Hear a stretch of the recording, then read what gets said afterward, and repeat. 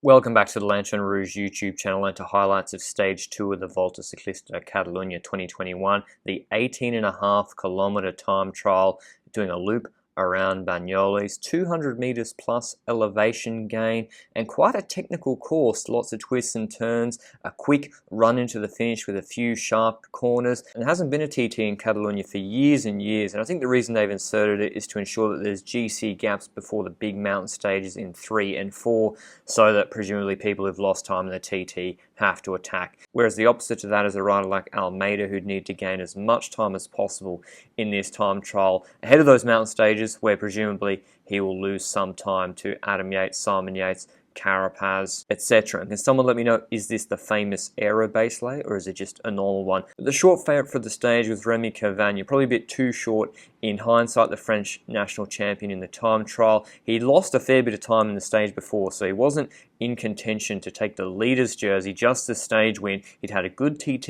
in Paris-Nice Stage 2 on that short rolling course as well. He was unlucky not to win that behind Bissiger, 0.8 seconds behind when he got caught up in a corner in the last K or so. So with Cavagna rolling out before Rohan Dennis, we knew he'd be going into the hot seat. The question was just how much. But there were quick technical descent sections in this TT, and I don't think that would have suited him as much compared to someone like Rohan Dennis, who can really push it through those corners. But nonetheless, Cavagna still set a really solid time, 35 seconds ahead of Czerny, with a time of 22:32 going into the hot seat. But then it was Rohan Dennis, who also wasn't in contention for the leader's jersey after the stage, because he lost 2 minutes or so on stage 1 when Ineos had put him on the front to pull in the last 5Ks or so to pull back time into Leonard Kemna. But we saw in Yorkshire 2019, albeit on a much longer course, but on a rolling technical course where you need to push it through some of the corners, Rohan Dennis is still one of the best TT riders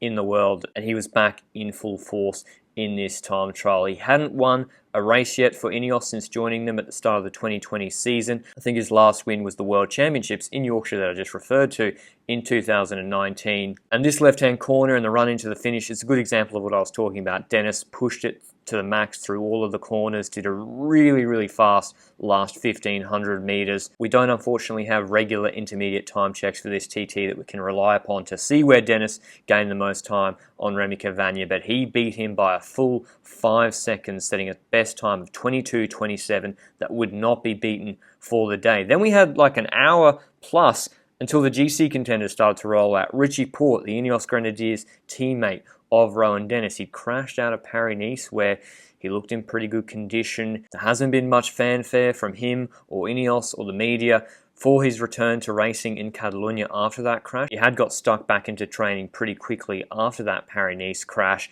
and he's a good time trialist, and he's been one of the best one-week stage racers in the world in the last decade, and just about on any other team he would be the undisputed GC leader at this Catalunya. And he showed in this TT that he still got it. I mean, we shouldn't be surprised. Planche de Belfi, he did a magic TT about 6 months ago as well. But he set a time of 23:01, just 35 seconds behind Rohan Dennis. But he was actually beaten in this TT by Stefan Kruijswijk. He's very underrated, Kruijswijk. It's probably because he doesn't win a lot of races or do like very explosive or exciting things. But he set a time of 23 minutes, 34 seconds behind Rohan Dennis, which is going to be better than every other GC contender not named Almeida or Brandon McNulty. We saw in Paris-Nice Stage 2 TT, he was only 6 seconds behind Rohan Dennis there. So Kruijswijk's put himself in a really good place with this TT result, as well as Brandon McNulty, the young American on UAE Team Emirates. We knew he'd do a good time, but just how good would he beat Almeida? He set a time of 22:55, 28.5 seconds behind Rohan Dennis, the best GC contender up to that point,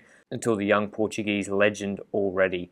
Almeida rolled out for Deceuninck Quick-Step. He put big time into Adam Yates on a flat 13-kilometre TT in the UAE Tour, I think 30 seconds plus. It would be important for him in this TT to gain as much time as possible, because in that UAE Tour, he lost about 40 seconds plus to Adam Yates on Jebel Lafitte, the mountaintop finish on Stage 3. Didn't lose too much time at all though on the more gradual finish in Stage 5, and then in Tirreno Adriatico on the mountaintop finish to Prati-d'Ativo, he lost about 30 to 35 seconds to Simon Yates. So he'd be needing to put a buffer into those sort of riders in this TT ahead of the really nasty mountaintop finish stages we have in stages 3 and 4, and he performed once again. He's so consistent, Almeida, and reliable in these time trials. He also had the GC Leaders jersey up for grabs if he was able to beat Brandon McNulty, who was on the same time as him going into this stage, obviously with Dennis and Cavagna having lost too much time in stage 1. And so Almeida was the best of the GC contenders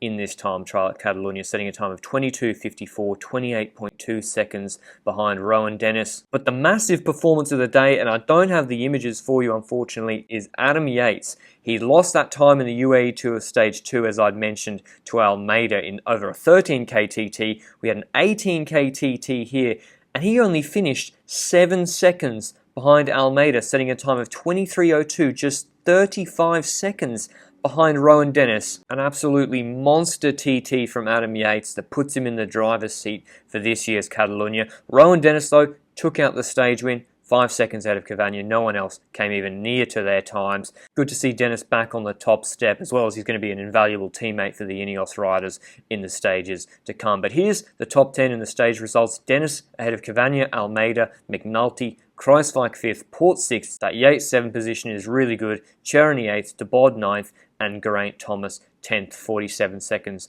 behind Rohan Dennis. Almeida going into the leaders jersey, a fraction of a second ahead of Brandon McNulty. Will he be able to hold that in the mountain stages to come? It's going to be difficult for him. Here's the top 10 in the GC at the moment, but that's not too helpful because there's other riders who aren't in GC contention in there. So I put together a little list for you to show the GC standings of the riders I say are the GC contenders. Almeida same time as McNulty. Kruijswijk just 5 seconds behind McNulty.